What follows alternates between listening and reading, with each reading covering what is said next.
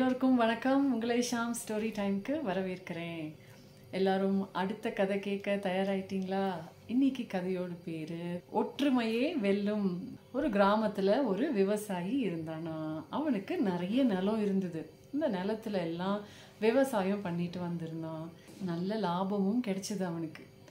ஆனா அந்த விவசாயிக்கு ஒரே ஒரு விஷயம் ரொம்ப மனசுல துயரத்தை கொடுத்தது.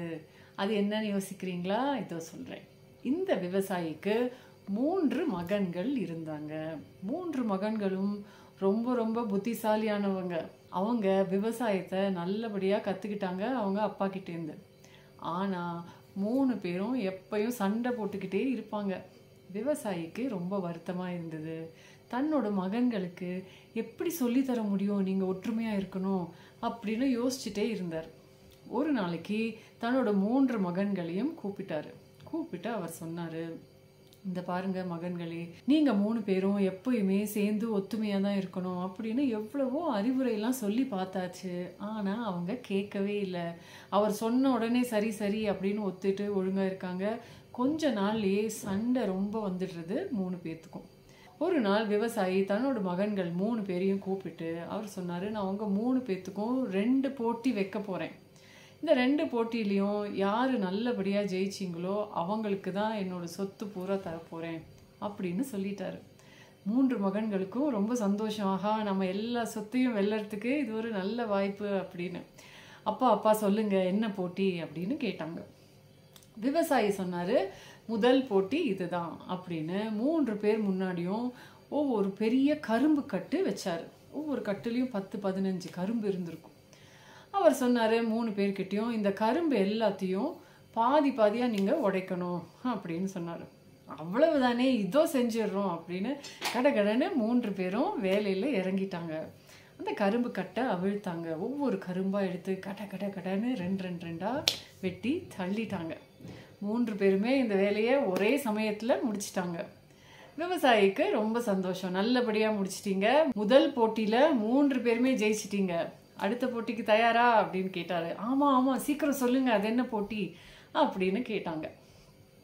திரும்ப 3 பேர்த்துக்கும் ஒவ்வொரு கரும்பு கட்டை கொடுத்தாரு அந்த விவசாயி. அவர் சொன்னாரு, அதே வேலை தான் இப்பயும், எல்லாரும் அந்த கரும்பை 2 உடைக்கணும். ஆனா இதுல ஒரு விதி இருக்கு.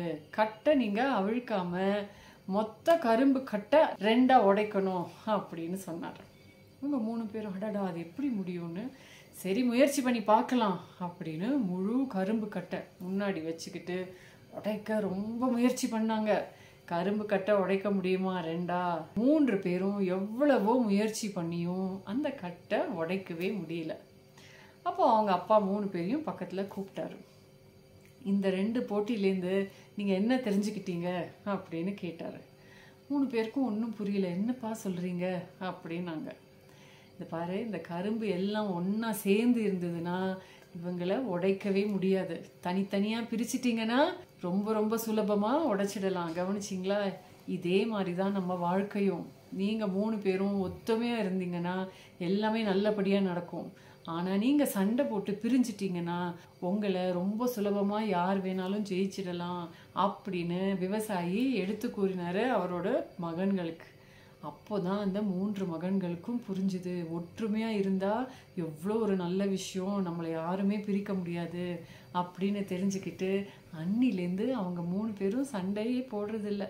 ரொம்ப ரொம்ப ஒற்றுமையா இருந்தாங்க. விவசாயம் தன்னோட சொத்து மொத்தத்தையும் 3 பேருக்கும் ஒரே அளவா பிரிச்சு கொடுத்துட்டாரு. அதுதான் இந்த கதையோட முடிவு. கதை உங்க எல்லாருக்கும் பிடிச்சிருந்ததுன்னா ஷாம் ஸ்டோரி டைம் அப்படிங்கிற யூடியூப் சேனல்ல பதிவு பண்ணிக்கோங்க. ஒவ்வொரு வாரமும் உங்களுக்காகவே 2 கதைகள் எல்லாவற்றையும் கேட்டு சந்தோஷமா இருங்க. என்னோட பேரு ஷாமலா. நான் ஒரு கதை சொல்லி. நான் உங்களை அடுத்த கதையில் சந்திக்கிறேன். நன்றி, வணக்கம்.